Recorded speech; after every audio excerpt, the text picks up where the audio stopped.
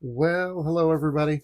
A couple of you asked me for a specific gun, and so today I give you the Live Free Armory, or LFA, Apollo 11 Compact DS1911. I've also had a couple people ask me why I always wear gloves in my videos. Honestly, it's just because I don't want to leave fingerprints all over the gun as I'm handling it throughout the video. I just think it's kind of ugly. It's a pet peeve of mine. Um, this one has a Cerakote on it, so I'm sure it wouldn't be leaving fingerprints, but old habits. Just be aware. I buy all of my guns. I get them on sale when I can. When I can't get them on sale, I pay retail like everybody else. Therefore, my opinions are my own. They're not bought and paid for, like too many opinions on YouTube, unfortunately, are. First off, as we get going, this video is unloaded. The gun is also unloaded, verifying the gun is empty and safe. Magazine is empty. All of the magazines that I demonstrate today are empty. Live Free Armory is a small company out of Palm Bay, Florida. They offer government or full-size 5-inch barrels or thereabouts, Commander compact size, which is what this is. They also offer a subcompact. I guess that would be the officer length if you're wanting to concealed carry. I don't know about concealed carrying a double stack 1911, but okay, some people like that. They also offer California compliant and, of course, the much superior non-compliant models. They all start at $999 on Live Free Armory's website. This is not a Glock mag compatible 1911. This one takes, of course, Apollo mags. It also takes Checkmate mags. You can see here I've got a Prodigy mag. I have successfully run Prodigy mags through this gun with perfect lockback. Prodigy mags are made by Duramag, and so those work well. I've also run TSOS mags through this gun, as well as my Kimber branded mags. They've all run successfully, perfectly. LFA offers several color options, which you can pick when you order through their website. Again, livefreearmory.com. They have a great website. They offer Cerakoting. And so as I say these different types of Cerakote, as I say the different colors, it is different types of Cerakote. So they offer copper FX. Well, FX is a type of Cerakote. And there are negatives and positives to the different types of Cerakote coatings. So they offer copper FX. They offer elite black and elite gray. This is the elite gray. They also offer elite flat dark earth, I believe they have, as well as a couple of luxe options, which are the luxe blush, which is like a champagne kind of color, kind of a chic, kind of a, in my opinion, kind of a girly color, but maybe you're buying for your wife, or maybe you just like that color. Hey, I'm not judging. I have a Synergy in black cherry, so I'm okay with the girly colors on some guns. I think they have their place. They also offer the Luxe Platinum, which is a really nice color, really nice coating. So this is a 1911 frame design. In case you don't know much about double stack 1911s, I'm by no means a paragon of knowledge on this, but it's pretty basic. The 1911 frame style remains largely the same across the 1911 family. The difference being with the double stack is that the receiver assembly and the grip module has been modified to fit or to receive a double stack magazine, so you get the higher capacity. You've heard 2011. The 2011 kind of nomenclature was copyrighted by Staccato. So technically, if you're talking about a 2011, you're talking Staccato, but many people refer to double stack 1911s and 2011s interchangeably. So I may do that throughout this video. Lots of people do that. Technically, a 2011 is a Staccato, but everybody knows what they're talking about. So this is the Commander length. So it's a 4.25 bull barrel with flush cut reverse crown barrel. So you can see it's got the reverse crown there. And I had the barrel porting service done on this barrel. So it's got the 6 ports. A little bit more on that later. Bull barrel, in case you don't know what a bull barrel is, it's a bushingless barrel. The bull barrels are significantly thicker and heavier. You can see how it kind of flares here toward the end. It gets thicker. They're thicker and heavier at the muzzle end than a standard or like a regular pistol barrel. And this eliminates the need for a traditional barrel bushing. Instead, it uses the thicker barrel, the extra material and the extra weight that comes from the thicker barrel to maintain the alignment within the slide, the barrel alignment within the slide. And that added weight and mass at the front of the barrel improves recoil management like a lot, and increases stability as you're firing, enhances accuracy as a result of those things. And so for those reasons, it makes it a popular choice for, for the competition guys. Bull barrels are popular with the competition guys, sport shooting, because every little edge counts when you're shooting a competition. This gun has an ambidextrous safety, so safety paddle on both sides. It also comes with grip safety. Again, that's standard 1911 fare. Co-witness height sights. I've said it before. I'll say it again here. I would never trust my life with, and so I wouldn't carry or use wouldn't use as a home defense gun any firearm that forces me to use either an optic or iron sights. I'm of the opinion, give me both, or I'll go with a firearm that offers both. If it's just a range toy, sure, that's great. But for trusting your family's lives with it, I'm not going to trust on a whim and a prayer that my optic won't cut out in a critical moment. And in fact, I'll tell you a story. I've got it sitting right here. I was shooting this at the range earlier today. This is the Girsan Witness Match X. I was shooting, just plinking along, going. All of a sudden, my optic cut out. What I didn't realize at the time, I assumed the battery just died, but I didn't even look. I tried turning it back on, but it's a shake awake, so it comes on automatically. And what I didn't realize until later, until I looked at the ground, was that the door and the battery had flown out just by the repeated recoiling of the... this gun is empty as well. The repeated recoiling of the slide. Eventually, this screw loosened, and out came the battery door and the battery. And so that happens at the wrong time at a critical moment, and boy, are you in trouble. So I always say, if you've got a firearm that when you want to mount an optic, it removes the rear sight. Nah, I'm sorry. I won't carry that gun, and I won't use it as a home defense gun. I'll still buy the gun. I'll probably still love the gun, and I'll take it to the range all the time, I'm sure. But for those two applications, for trusting your life with, no way. This gun comes with a full-length dust cover. You've got 4 tactical slots here. I should mention the government length, the full-size version of this has a partial dust cover. So the dust cover on that one only comes out a little further than this, and then it does do the slope up and have the rounded guide rod kind of cover. I don't personally like the look of that. I love the full-length, flush-cut dust covers. That's just for me. I'm sure lots of other people like it the other way. This particular size comes with the full length. Again, 4 slots, tactical slots. That adds a lot of flexibility in what accessories you're able to attach to it, but it does cut down a little bit on the nose weight because you're removing material for those slots. And so, whatever. Tit for tat, I guess. 7.5 overall inches, overall length for this gun. 5.5 inches from top to bottom, so overall height. The slide cuts on this gun are a little shallow, but they're still plenty aggressive to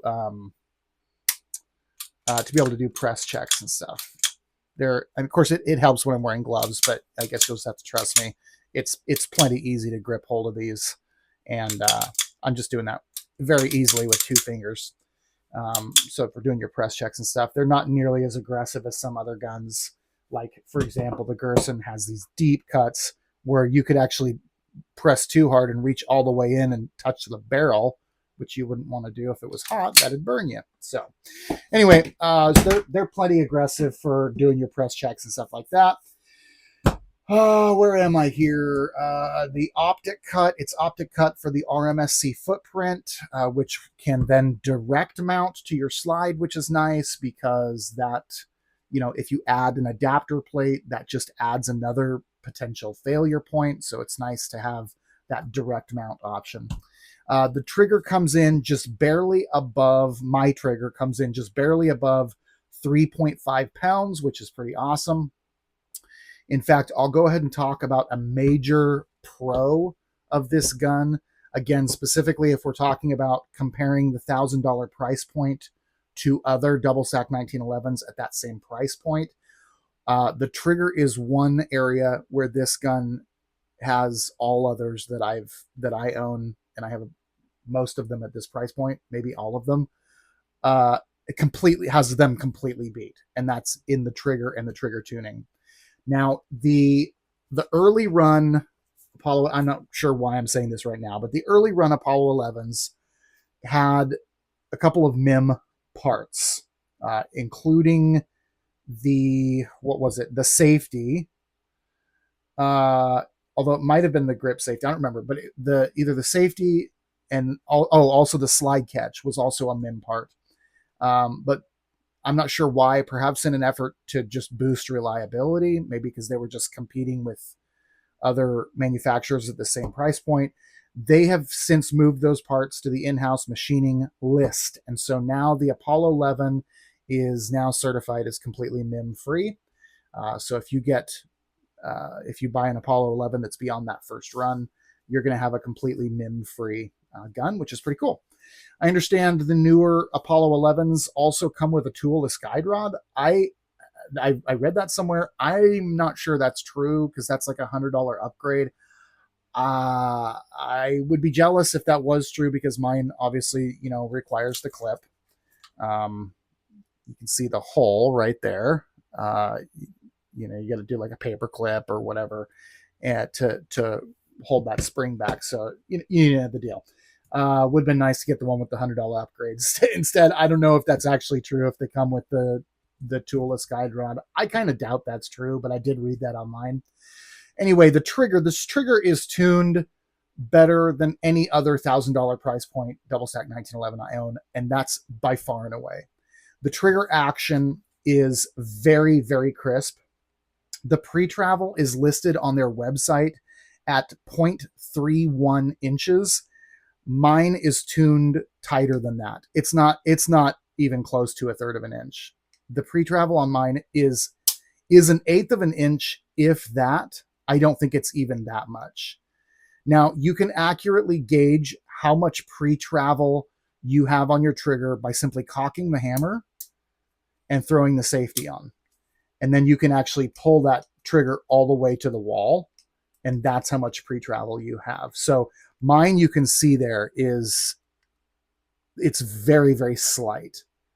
And then when this trigger hits the wall, there is literally no creep. Creep is any movement beyond the wall where the trigger is causing the internal mechanisms, however slight as they are moving, it causes those slight movements and the sear spring begins to move to disengage the locking mechanism to fire the gun. In this particular gun, there is zero creep. It just goes. There's no stepping. There's no creep. It's extremely crisp and clean at the break, and as well tuned as I have ever felt, even in much more expensive 1911 2011s. The reset also on this gun is extremely light and crisp. And the reset or the return is very fast. It's got a good springiness to it that pops the trigger out.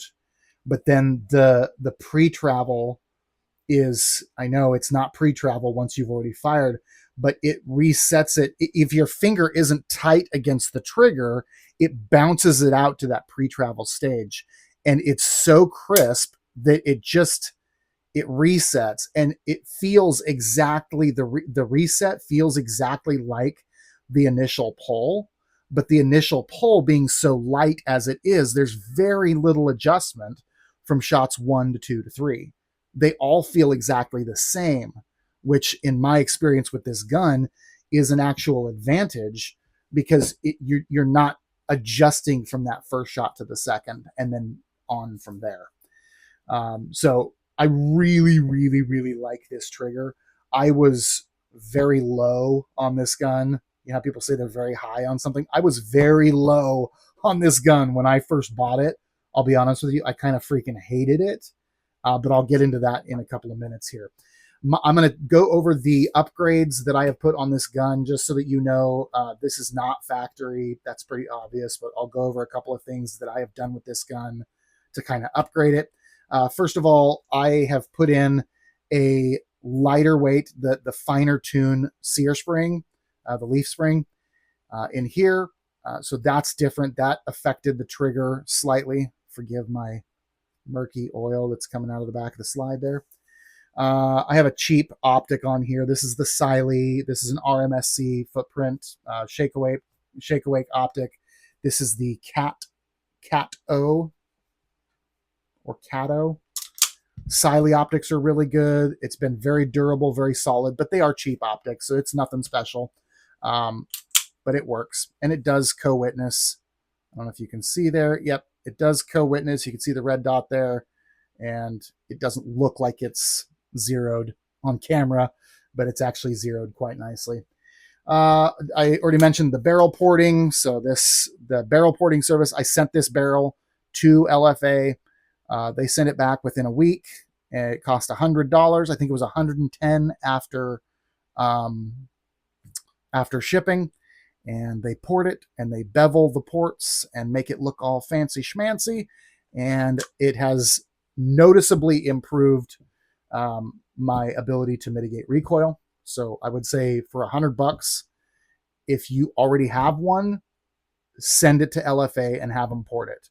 If you're building one on their website, buy the ported version. The ported barrel on this gun is a drastic improvement. Another thing that I did was I put a 9-pound slide spring. I got mine from EGW.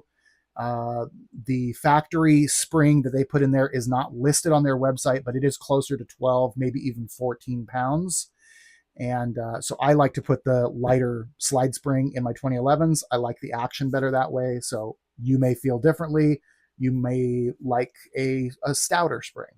To each their own. For me, I found the recoil mitigation and the snap back onto the target is better with the lighter spring.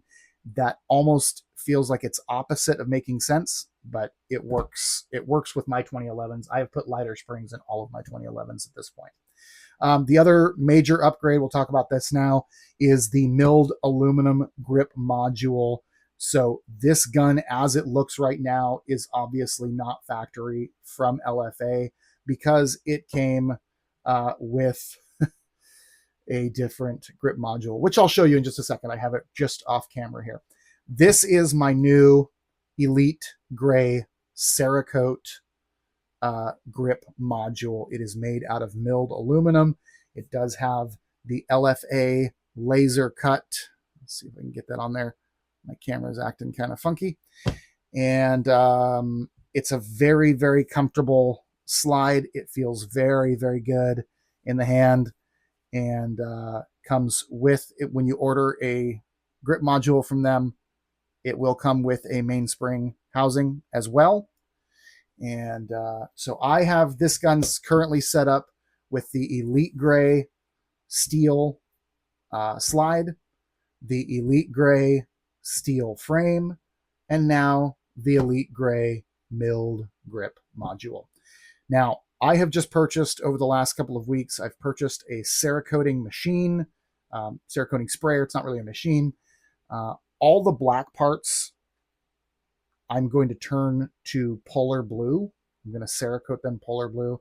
And once I'm done with that project, I will pin a picture in the comments just so y'all can see. I think it's going to look really cool. So you've got like the kind of icy gray, and it's going to go pretty cool with the icy blue. I think that's going to be pretty awesome. I haven't decided how far I'm going to go with that. I might actually Cerakote the mainspring housing, the grip module. I mean the grip safety, the hammer. I might do the safety, the slide stop. I might do all of the little parts. in polar blue. I'm going to try to not overkill it. I might leave the trigger black if I do everything else blue. That would be pretty cool. Anyway, I'll pin a picture in there once I'm done with that. Now on to the major con and why I'll be honest with you guys, I freaking hated this gun when I first got it. And the reason is because of this abomination. This is the grip module that comes with the Apollo 11 double stack 1911. And you might look at it and go, Adam, it doesn't look that bad. What is your problem? Well, you're right. It doesn't look that bad. In fact, there are some upsides to it. For as much as I hate what I'm holding right now, I do have one good thing to say about it, and that is this fish scale grip I actually really like. I was hoping that they would offer the milled aluminum grip with this option because I actually really like this. It's super grippy and I really, really do like it. But you would have to hold this to realize how bad this grip module is. You guys, it feels like a toy. And for a long time, I truly hated this gun because of this grip module. You guys, when I say this thing is bad, you don't even know. Like, it is horrible. It feels absolutely horrible. When I was a little kid, I had Han Solo's toy Star Wars blaster. And I swear the grip on that thing had a more realistic feel, if that makes sense, to it than this 3D printed abomination. This thing feels like a cheap mass production, it feels like a dime toy from an arcade. It really truly feels like that. Not only like plastic, because obviously it is plastic, but like the cheapest of cheap Chinese plastic. It is so bad, you guys. And yet, ironically, I did try to take this main spring housing, which is what came with the gun initially. I tried to take this main spring housing and put it on this grip module. It didn't want to fit. I might try to get it to fit anyway because this is actually made out of steel and it has that same fish scale thing. And I thought, boy, that would actually be cool. That would look really good to put that on the new grip module. And I tried and I wasn't able to get it on there. So I just went ahead and put on the one that came with the grip module. So this is like the one redeeming characteristic, that and the fish scale pattern here, the grippiness of it. But the grip module, the material they used from the 3D printer, dude, it is so bad. So I just have to point that out because that is in my book, that is a major con. So I guess moving on to the final assessment, I'll just skip the rest of that. I'm just a tactile person, man. It really matters to me. The feel of things really matter to me. And with expensive as guns are, I really want to be able to like just sit down at my desk and play with the gun, like work the parts, and I'm constantly press checking stuff and like locking and unlock it, just like working the safety. I just love the feel of a well-made gun. Like the fit and finish is very important to me. I'm very tactile. So it may seem kind of overkill to me, but the texture's so horrendous on this that like I just put this gun down when it was still original. I just put the gun down and set it aside. I wouldn't shoot it. I wouldn't mess with it for like a long time. I just hated it. And now that I've got this on here, it's completely changed it. So my final assessment, now that I have the milled aluminum grip module, I would say the overall aesthetic, the fact that it matches all the way top to bottom, so the overall aesthetic and the usability of this gun have increased sharply. But we're talking $1,000 price point, and when you spend $400 adding a part to a $1,000 gun, it's no longer in the $1,000 price point. The very competitive Fusion XP Pro. I'll tell you what, I'm going to pause the video and grab that real quick. Okay, here we go. The Fusion XP Pro. When you have a gun, these two guns cost the same. This one has a better trigger, not by much. This probably has the second best trigger out of the $1,000 price point 1911s. But when they're the same price, and this one comes with the aluminum, the milled aluminum grip module, and this one I have to pay $400 for, it kind of becomes not even a competition. And so the very competitive XP Pro comes in at the same price. I think I paid $100 more for this one than I did for this one, but it offers the milled aluminum grip from the factory. Like, that's how it comes. So, and now, honestly, I don't know how they are doing that over there at Fusion. I don't know how they're not losing their shirts over this, because nobody else is offering the aluminum grip module with their 1911s at the $1,000 price point. So I don't know how these guys are doing it without losing their shirt, but whatever. Back to the Apollo 11. The 3D printed grip is just so bad. If they had just done a standard polymer grip, just a standard poly grip, but the 3D printed grip is so freaking bad, you guys. It's so much worse than all my other DS1911s. So all I'm going to say is take that with a grain of salt. The other thing is that the Apollo 11 is, this gun is already becoming antiquated at its price point, and other guns at this price point are also becoming antiquated for a very particular reason. Other $1,000 guns are offering comps and ports, sometimes both, standard at the $1,000 price point. Shout out to you, Girsan Witness. In fact, here it is again. This is a $1,000 gun, comes with the comp, ported, $1,000. So it has a much more rich feature set at the same price.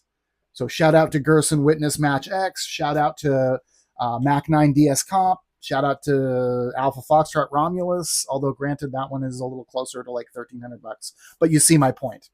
As it comes from the LFA Palm Bay factory, I am afraid I have to say I can't stamp this one anywhere close to the top of the pile at the $1,000 price point, because it comes with this sucker.